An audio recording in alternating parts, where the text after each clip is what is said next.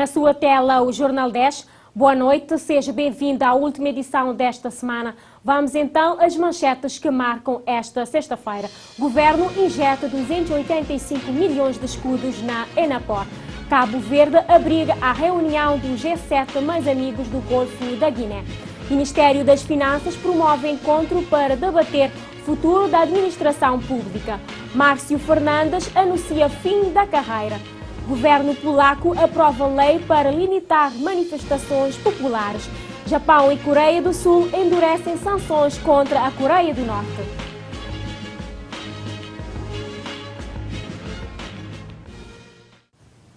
Renovamos os votos de uma boa noite. Vamos ao desenvolvimento das notícias posteriormente disponíveis no nosso site www.tiver.cv. O Governo, através do Tesouro, concebe o aval à Enapor para um empréstimo bancário no valor de 285 milhões de escudos. A quantia será destinada à aquisição de um rebocador, garantindo assim maior prestação de serviço portuário. Na semana passada, o governo da China ofereceu cerca de 1.245 toneladas de arroz parboilizado e polido e arroz de grãos longos a Cabo Verde. O ministro do Conselho de Ministros assegura que o donativo será injetado para abastecer as escolas, jardins, lares de idosos e longe da comercialização. A ajuda alimentar que Cabo Verde recebeu da China, no sentido dessa ajuda ser alocada à FICASE, que por sua vez fará a distribuição da mesma a nível nacional, as escolas, jardins de infância, associações centro-lares de idosos, optando assim pela não comercialização, tendo em conta a necessidade de se reforçar as cantinas escolares. Outro pacote apresentado pelo Executivo é que a partir de agora todos os acordos de empréstimos, ajudas orçamentais, alimentar e outras assinados pelo Governo vão ser publicados no Boletim Oficial para o conhecimento dos cabo-verdianos. O ponto alto da conferência foi a divulgação do empréstimo num valor de 285 milhões de escudos à Enapor destinada à compra de um rebocador. No sentido de autorizar a Direção-Geral do Tesouro a conceder um aval à empresa Enapor, no valor de 285 milhões de escudos, num empréstimo a ser efetuado num dos bancos nacionais.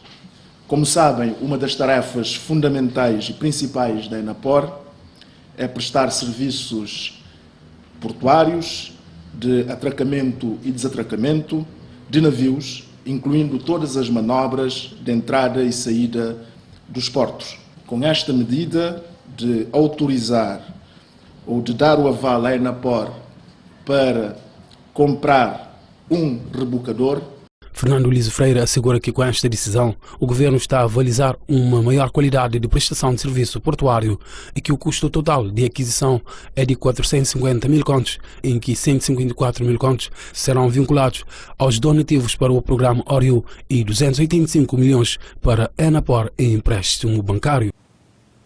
O Ministério das Finanças promoveu esta sexta-feira um encontro para debater o futuro da administração pública que, segundo o Governo, requer gestores públicos, empreendedores e com a capacidade de atender e satisfazer as solicitações dos cidadãos. O encontro tem como tema Nação Empreendedora em seus 7 fatores chaves e foi conduzido pelo consultor brasileiro Eduardo Camargo, que também tem uma experiência em Israel. A finalidade do encontro é promover uma discussão e uma reflexão a respeito de como o grupo, que é responsável, pela administração pública e pelo governo do país, pode melhorar os seus processos, pode melhorar as suas atividades. O especialista realçou que durante o ato irão ser abordados vários pontos, entre os quais estes. O que vai ser abordado vai ser o que a nação de Israel ela aprendeu com o tempo, enquanto teve que gerar as suas próprias inovações, porque como vem sendo alvo de pressão, seja militar, seja política, enfim, econômica, eles tiveram que inovar muitas vezes. Quais são os fatores que moldaram Israel para que tenha recebido a alcunha de Startup Nation e que aprendizados essa análise nos traz para potenciar o pensar Cabo Verde como nação empreendedora também são temas que foram debatidos no evento. Nesse sentido, Eduardo Camargo conta. O que fizemos em relação a Israel foi analisar o que moldou hoje a cultura, o que influenciou Israel para ser o que é hoje. E aí, a partir dessa análise, trazer como se fosse uma lente, né? Como se fosse uma forma de olhar também para Cabo Verde, para ver o que molda a nossa cultura, o que nos faz ser como nós somos hoje. Este encontro de reflexão teve como público-alvo os dirigentes do Ministério das Finanças. O ministro dos Negócios Estrangeiros e das Comunidades e ministro da Defesa de Cabo Verde presidiu esta sexta-feira a sessão de abertura da segunda reunião anual do G7 Mais Amigos do Golfo da Guiné.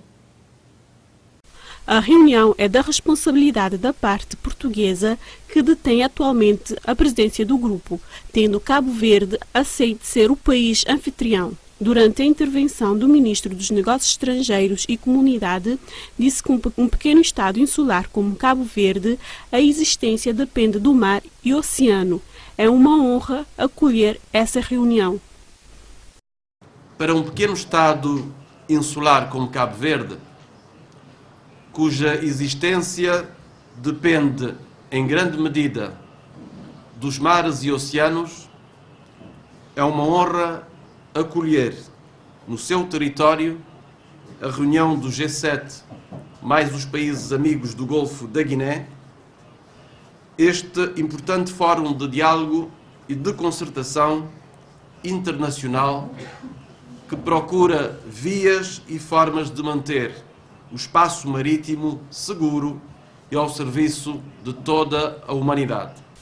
O ministro também agradeceu o convite que veio de Portugal pela escolha do país como abrigo da reunião, visto que são dois países que compartilham a mesma história. Agradecer Portugal, em nome do Governo de Cabo Verde, pelo convite formulado para albergar esta reunião, sendo certo que, por duas razões profundas, Cabo Verde não poderia recusar este honroso convite. Por um lado, porque partilhamos com Portugal uma história e uma cultura enraizados no mar e na língua e dos mesmos valores, ideais e interesses. A localização e a geografia de Cabo Verde nos impõem um empenho total com relação ao conceito de segurança cooperativa. A nossa localização e geografia impõe-nos um comprometimento total com o conceito de segurança cooperativa e todas as iniciativas para lhe dar materialização. A segurança dos mares tornou-se uma das grandes preocupações e uma das principais direções da atuação dos Estados africanos ribeirinhos e insulares, que passaram a implementar políticas direcionadas para o mar, refletindo a sua importância para o fomento da atividade económica. O G7 Mais Amigos do Golfo de Guiné é composto pela Alemanha, Canadá, Estados Unidos da América, Itália, Japão, Reino Unido, França, Bélgica, Brasil, Coreia do Sul, Dinamarca, Noruega, Países Baixos, Portugal, Suíça, União Europeia, Escritório das Nações Unidas sobre Droga, Crime e Interpol. O executivo de Ulisses Correia Silva resolveu oferecer as moradias da classe A aos municípios. Estes farão a sua própria gestão. O acordo com a IFH se reserva para mais adiante. Por agora, é só mesmo a entrega. O governo resolveu entregar todas as moradias da classe A aos municípios. A partir de agora, a gestão não é da responsabilidade da IFH, mas sim dos próprios municípios. O executivo entende que a imobiliária Fundiária Habitat está sem sustentabilidade financeira, por isso essa decisão. O governo retrocedeu a dívida para o IFH sem perguntar ao IFH se queria ou não, ou se tinha condições de receber a dívida. Como sabe, a montagem financeira, vários estudos demonstraram que o programa Casa para Todos, em termos financeiros, era insustentável. Até ao momento, as casas de classe A, as que estão construídas, as que estão por concluir, ou seja, que estão por construir, não têm tido sucesso financeiro. Fernando Luís Freire vai mais longe, acrescentando que se trata de uma questão política e que posteriormente entrará em sintonia com a imobiliária, Fundiária, Habitat e FH, dando algumas diretrizes. Então o governo optou por entregar essas casas aos municípios para fazerem a sua gestão. Naturalmente que haverá futuramente um acordo entre o governo e a IFH sobre a gestão das mesmas e entre a IFH e os próprios municípios. Mas isso, a decisão política neste momento é de passar as casas para os municípios e os procedimentos virão depois. De salientar que das 6.010 casas previstas na primeira fase do Casa para Todos, já foram concluídas 2.188, que corresponde a 36,4% do total, entre as quais 916 da classe A para as famílias com rendimento bruto mensal de 0 a 60 mil escudos. O Sindicato da Indústria, Serviços, Comércio, Agricultura e Pesca falou sobre a reunião que teve com o Conselho de Administração da Eletra no passado dia 29 em São Vicente para falar de ajustamento salarial e entre outros assuntos. Na reunião com a administração da Eletra, tratou-se do ajuste salarial, cumprimento do acordo coletivo de trabalho, aumento do subsídio de turno e atribuição de um subsídio de alimentação. Depois do debate com o Conselho Administrativo da Eletra, não houve nenhum entendimento em qualquer ponto, diz o secretário permanente do SISCAP. Após intenso debate, infelizmente, não houve entendimento em qualquer dos pontos, tendo a empresa apenas decidido avançar com um aumento de 19% para 20%, o que traduz um aumento de apenas 1%.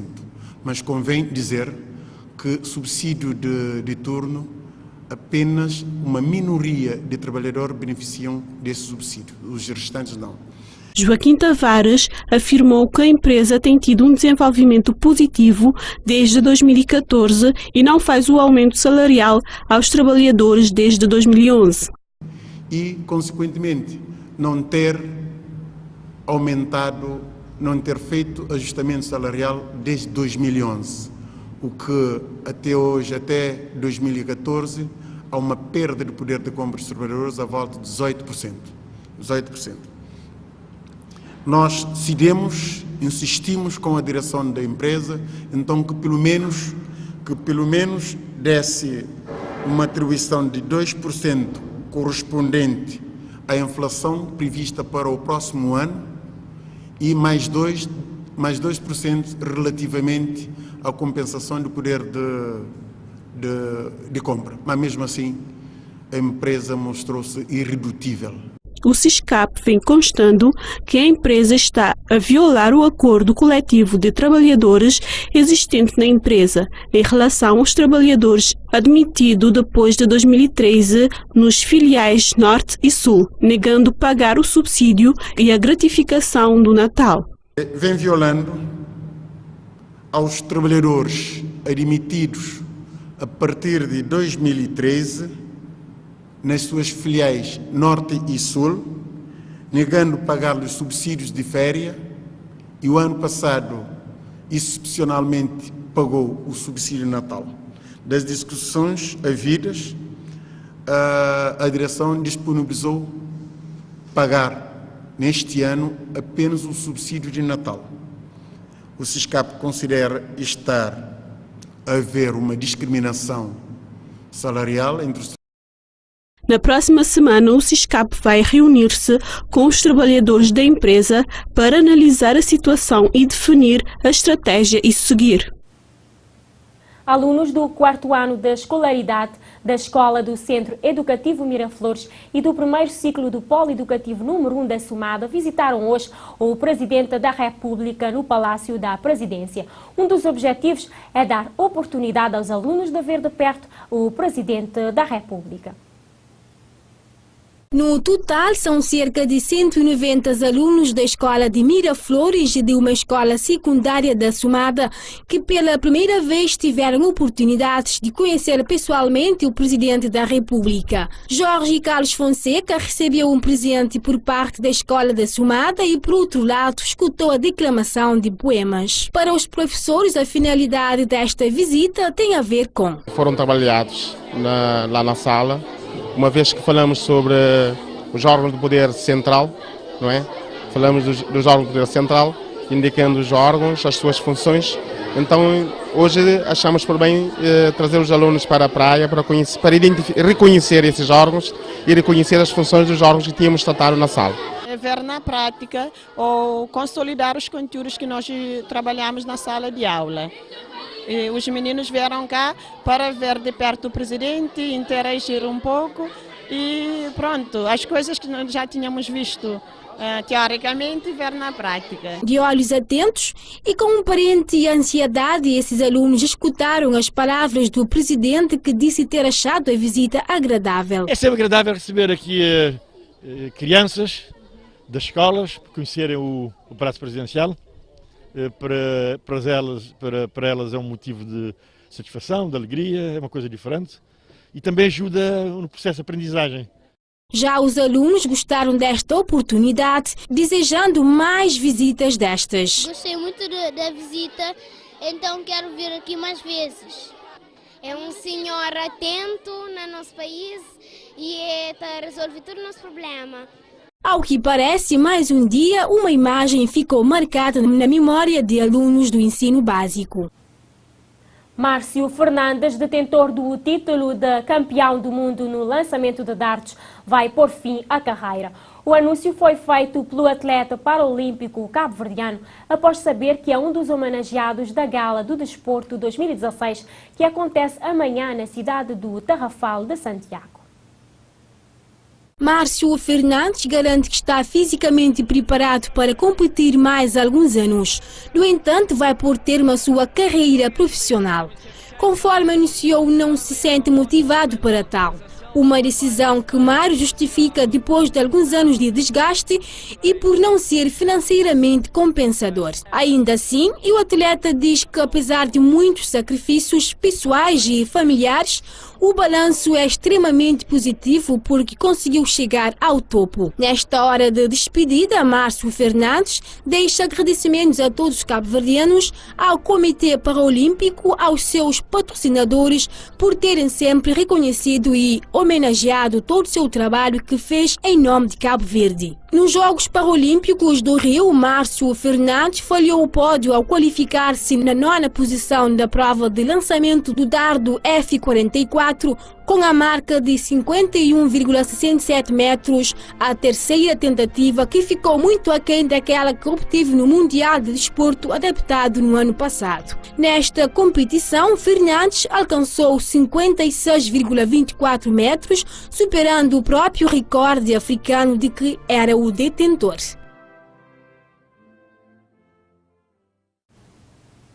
Em dia de sexta-feira, há ressonâncias da semana no Jornal 10. O convidado de Alírio Cabral Gomes é o presidente da Câmara de Comércio, Indústria e Serviços da Sotavento, Jorge Spencer Lima. O Orçamento Geral de Estado para 2017 é o tema da conversa.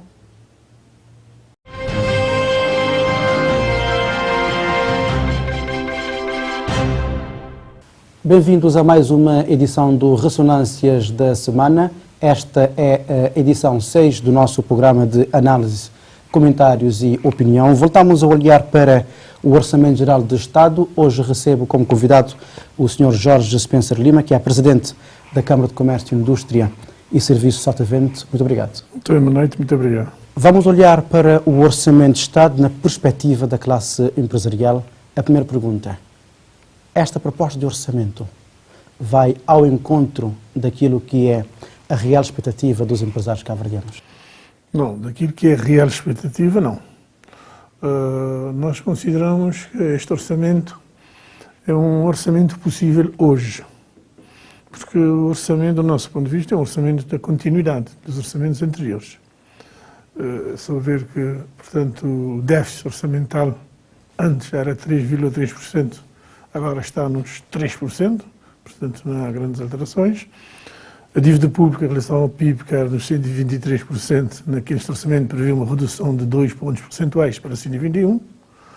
A grande diferença que o Orçamento de 2017 apresenta é no diz respeito ao crescimento económico, onde em 2016 nós temos um crescimento económico já assente, acordado, da ordem dos 3,6%, e este orçamento faz uma projeção de crescimento económico para 2017 de 5,5 percentuais. O que nós achamos que não vai conseguir.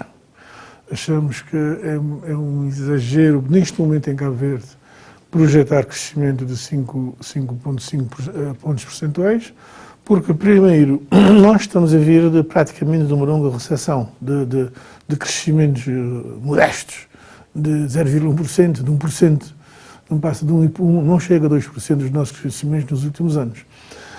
O ano passado, de facto, houve esse saltinho de 1 para 3,3% e não vai haver um saltão agora para 5,5%, porque as condições do mercado, a economia não mudou. Essa é que é a verdade. Para se dar esse salto grande era necessário que já se tivesse investido em mudanças, que já se tivesse investido nas alterações necessárias e que já se tivesse investido no clima de negócios, na mudança do clima de negócios em Cabo Verde. Acontece o contrário.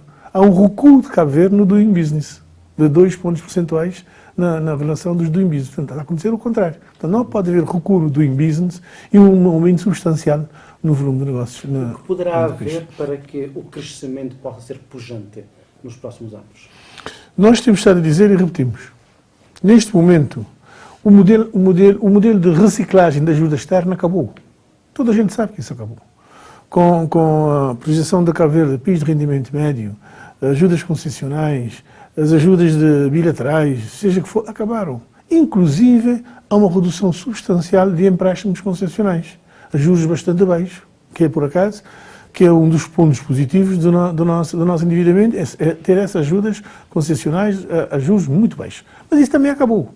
Portanto, a economia cabo-verdiana tem que começar, por si só, a relançar, a produzir para expandir. A economia cabo-verdiana é o quê? São os privados e são as empresas. Portanto, essa volta só será possível quando se criarem as verdadeiras condições para que as empresas se consolidem, quando se criarem as verdadeiras condições para as empresas se desenvolverem e que o tecido económico cabo-verdiano se consolide e desenvolva. Essas condições não estão criadas ainda e o orçamento do Estado para 2017 não, podem dizer que vai nesse sentido, mas timidamente, porque o orçamento já traz algumas melhorias no que diz respeito às microempresas, é preciso reconhecer esse aspecto positivo do orçamento de 2017. Se tivermos em conta que praticamente 90% das empresas em Cabo Verde são microempresas, portanto, essas melhorias vão abarcar um número significativo de empresas. Mas em nenhum país não são as microempresas que são o motor de desenvolvimento, que carregam a economia. Não são. Em país nenhum e não será em Cabo Verde também. Elas são importantes, devem ser acarinhadas, devem ser sustentadas e consolidadas. Porque tem um aspecto fundamental, por exemplo, que elas têm no domínio do emprego. No domínio do emprego. Mas tirando isso, elas fazem parte de um sistema, mas esse sistema, o motor do sistema, não são microempresas. São as pequenas e grandes empresas. As grandes empresas ainda não conseguem, com este orçamento, com esta proposta, fazer o salto? Não, de forma alguma. Esse orçamento não olha para as grandes empresas. Podemos dizer que há duas medidas que, eventualmente, poderão vir melhorar o clima e as grandes empresas, que estão previstas no orçamento, que é a questão da criação do Fundo Soberano, o Trust Fund, mas ainda não sabemos o que é isso, porque projeta-se a criação desse fundo, mas não há regulamentos, ninguém sabe o que vai ser, e como vai ser, e quando vai sair. Portanto, a garantia soberana, e projeta-se... Não será em 2017, porque está no orçamento de 2017. Não está, quer dizer, está... Não está claro. Não tem fundos, quer dizer, não sabe. Não está nenhum fundo alocado isso no orçamento. É uma questão que vai ser usada, quer-se usar o Trust Fund para transformar em garantia, um fundo soberano. Há uma transformação, mas não está. Portanto, fala-se nisso, mas ninguém sabe como vai ser e o que vai ser. Mas, a concretizar, é uma medida positiva. E a outra medida positiva também, que é o de fundo de garantia, que já de menor porte, previsto talvez para as pequenas e médias empresas, que também isto está previsto no orçamento, não está no orçamento, mas são fundos externos, que o Governo anunciou, por exemplo, 5 milhões de dólares, que anunciou que, acho que salvo eu, será do Banco Mundial, como parceiro de desenvolvimento de Cabo Verde, que será para financiar esse fundo de garantia. São duas medidas positivas, sem dúvida. Mas a questão que se põe é, elas serão suficientes para alavancar a economia? Elas serão suficientes para que as empresas levantem a cabeça e se consolidem? Elas são uma ajuda, mas sozinhas não serão suficientes. O Primeiro-Ministro, na abertura da FIC, que o Sr. Spencer Lima também pôde testemunhar a cerimónia da abertura, pelo menos, dizia que a última FIC acontecia no momento em que a economia nacional dava sinais de retoma. E num comentário para a TVR, Spencer Lima disse que ainda não viu esses sinais. Em que é que ficamos? Há sinais ou não há sinais de retoma? Não há sinais. Não há sinais porque não há tempo. Cabo Verde não elegeu Jesus Cristo para o governo. Jesus Cristo é que faz milagres e faz milagres. Então, o governo de Cabo Verde não faz milagres. É um governo que tem 6 meses de vida. Nós não podemos esperar que o governo de Cabo Verde, com 6 meses de vida, já tenha tudo mudado, já retoma que isto é uma maravilha. Não pode ser. Seria milagre. Milagre, não conheço governo nenhum que o faça. E também o governo não foi eleito para fazer milagres. O governo foi eleito para trabalhar e apresentar resultados. Para isso, o governo necessita minimamente de tempo para que, de facto, possa apresentar resultados. Esse tempo ainda não teve. Disse que tem um pensamento positivo, também numa entrevista à TVR, quanto ao futuro do governo, mas já deixou claro que para 2017 ainda não há assim grandes sinais, mas admite que este é um orçamento possível. O que é que seria para os empresários, para a classe empresarial, um bom orçamento? Um bom orçamento é o que nós vamos esperar que seja o orçamento de 2018. Aliás, nós já tivemos a oportunidade de dizer isso ao Sr. Ministro das Finanças. Eu digo que eu acredito que as coisas vão melhorar, porque felizmente, desta vez, nós temos um timoneiro do Ministério das Finanças sensível às questões empresariais e sensível aos empresários.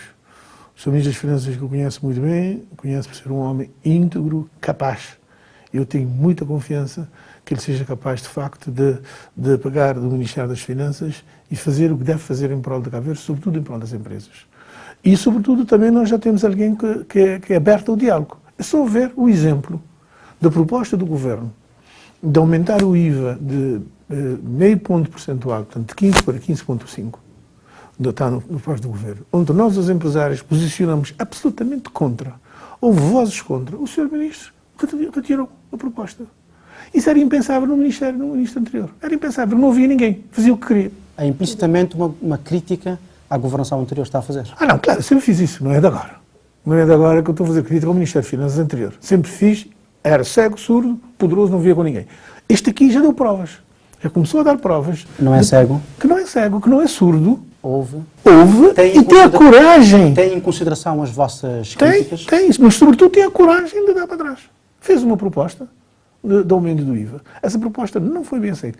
A classe empresarial no seu todo recusou essa proposta. E dissemos isso claramente ao Sr. Ministro. Mas não só, houve vozes contra, inclusive vozes políticas contra. O Sr. Ministro encontrou outra solução, recuou e encontrou outra solução para resolver o problema de Santo Antão. Se não tivesse encontrado o amparo da União Europeia, a proposta poderia avançar? Poderia, claro que ele tinha que encontrar alguma solução. Alguma solução ele tinha que encontrar, por isso que ele está lá. Ele é que é o Ministro das Finanças, ele está lá para isso.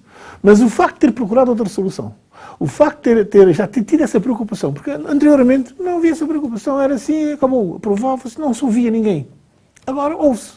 Isso já é um grande salto em frente. E daí a minha confiança em que as coisas possam mudar e que as coisas possam melhorar. O ambiente de negócios deve ser mudado da base ao topo. Há de concordar comigo?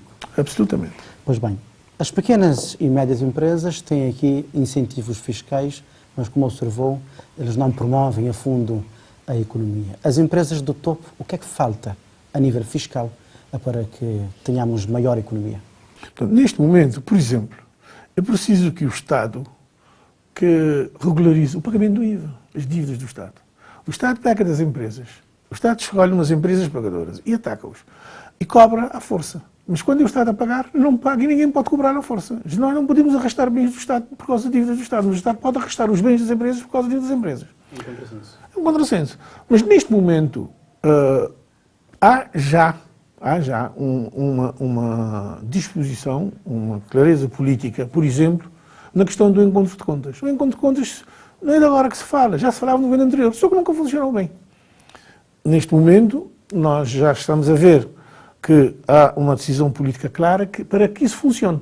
Isso já é um grande passo, na medida em que eu devo ao Estado, o Estado deve-me. Vamos conversar primeiro e vamos fazer a conta de contas. Depois vamos ver quem deve quem e como pagar. Mas que isso seja feito de uma forma clara, de uma forma transparente, para que isso é exatamente isso que estava a faltar. E já estamos a sentir efeito positivo, por exemplo, desta medida. E esta medida, como arrasta-se, também vem o problema do IVA, do não reembolso do IVA. Se nós estamos a dever, então já podemos fazer encontro de contas e já se podem encontrar soluções mais práticas para essa questão que sufoca as empresas. Vou-lhe fazer a seguinte pergunta. Se fosse ministro e se tivesse tutela sobre a TACV, que medidas hoje tomaria para pôr a TACV nos eixos? A TACV é muito difícil. A TACV também é outro que não é a varinha de condão que conserva a TACV. Eu sempre disse, TACV, do meu ponto de vista, só tem duas formas. Tem duas formas de viabilizar a TACV. Primeira, comprimir, o que se tentou fazer. Segunda, expandir. Portanto, qual é mais fácil? Qual é mais fazível? Eu sou adepto do expandir. Agora estou a falar muito pessoal. Eu sou adepto do expandir. E conhece a casa. Exatamente. Nós não sempre tentamos expandir. Infelizmente, depois tentou-se reduzir, mas não se teve a coragem de fazê-lo como deve ser. Portanto, ou se reduz o TACV, a sua verdadeira expressão, e vais ter que despedir muita gente para poder ser viável, ou então nós temos muita gente capaz, técnicos capazes, muita gente capazes. Daí que a minha proposta era a expansão. Nós perdemos uma grande oportunidade, por exemplo, na expansão da TACV para a África Ocidental, onde chegou-se a investir, investimos muito, perdemos o dinheiro, mas quando começamos a ganhar dinheiro, e quando o voo começou a ser rentável, por questões políticas o voo foi cancelado. Foi uma estupidez. Senão vamos ficar dentro da nossa pequenez. E TACV dentro da nossa pequenez não vai lá nenhum. Expandir para a costa ocidental era mais viável do que a Europa? Claro que sim. Porque lá não tínhamos concorrência. Nessa altura tinha chegado ao fim da Era Frick, tinha desmembrado. A Senegal estava no chão. A Ivoire acabou. Não havia companhia de aviação naquela zona. Um bom tempo. Perdeu-se uma grande oportunidade. Não havia. Agora já começaram a repor. A Ivoire já retomou. A Gana está a funcionar. A Airwick, que é uma companhia de regional, está a funcionar. E bem, quer dizer, perdemos uma grande oportunidade. Outro assunto que eu queria ver consigo era a questão da Feira Internacional de Cabo Verde. Eu sei que não é adepto da realização alternada Praia Mindelo. A próxima FIC vai acontecer em novembro de 2017 no Mindelo. A Câmara de Comércio vai lá. Bom, nós temos uma questão que, quando a FIC é feita em Mindelo, é da responsabilidade da Câmara de Comércio da Barra Lavente e da FIC.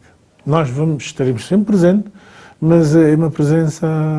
tímida. Sim, não, tímida não, uma presença mais de encorajamento do que isso. Nós não metemos na organização. O contrário também, quando a FIC é feita na praia, é a Câmara de Salto Verde que organiza. Mas eu penso que em Cabo Verde, nós temos que ser capazes de tomar as decisões corretas, se queremos gerir esse país corretamente. E começa aí na FIC. Não faz sentido, não tem nenhum sentido, esta alternância da FIC. É só ver o tamanho da FIC na praia e o tamanho da FIC em São Vicente. Quer dizer, estamos a fazer FIC em São Vicente por politiquices. Não tem sentido fazer. Porque não vamos atingir o objetivo que nós queremos. Que é o objetivo de marketing, de consolidação, de promoção da economia, promoção das empresas, a ver com plataforma. A FIC em São Vicente é menos de metade do tamanho da FIC na praia. Seria FIC na praia e Espumar em São Vicente? Por exemplo, a São Vicente tem outras coisas. Se alguém me disser para fazer a espumar na praia, eu digo, estás maluco. Não faz sentido. Eu sou contra. Espumar é São Vicente, lá que é o seu espaço, lá que é o seu lugar. Mas São Vicente também tem outras atividades que podem ser feitas em São Vicente, não é só espumar. É espumar, já faz indústrias criativas, das artes, já se faz muita coisa em São Vicente. Portanto, São Vicente deve especializar-se no que ele é bom a fazer e que faz bem. E cada um especializar-se no que deve fazer e faz bem, para que os ganhos, porque os ganhos, quando São Vicente faz bem, o ganho não é só de São Vicente, o ganho é de Cabo Verde, é do país. Quando a cidade da praia faz bem, o ganho não é só de Santiago, o ganho é do país, é de Cabo Verde. Esta regressão alternada ajuda também a perder um bocado de ritmo. Claro, ajuda a perder o ritmo. Porque, por exemplo, cada vez que fica na praia, nós vemos já uma presença. Já no ano passado vieram muitos, já anda pior, porque depois perdemos o ritmo da África, de países, de delegações da África Ocidental, de delegações europeias. Em São Vicente já não acontece. Já não acontece. Portanto, eu fico a convidá-los, de cada 2 anos, eles não entram no ritmo. Não entram no ritmo. Muito obrigado por ter vindo ao Ressonâncias. Muito obrigado por dizer, foi um prazer para mim. Muito obrigado. Fizemos assim a edição 6 do Ressonâncias da semana, análise, opinião em torno do Orçamento de Estado para 2017. Falamos com Jorge Spencer Lima, que é presidente da Câmara de Comércio, Indústria e Serviços de Sotavento. Até à próxima.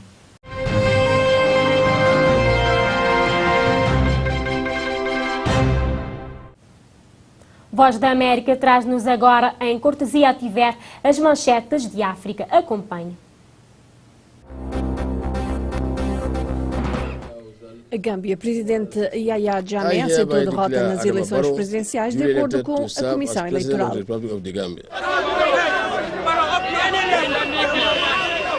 Sudão do Sul, presidente Salva Kiir de visita à África do Sul, à cidade de Joanesburgo, nega alegações da ONU de que haja limpeza étnica.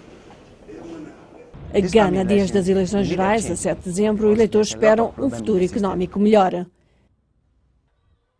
Nigéria Save the Children adverte para elevado risco de fome.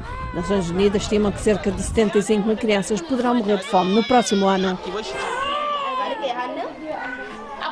República Centro-Africana, apesar da contínua violência, foliões celebram o seu Dia Nacional. Pela primeira vez desde que estalou a Guerra Civil em 2013.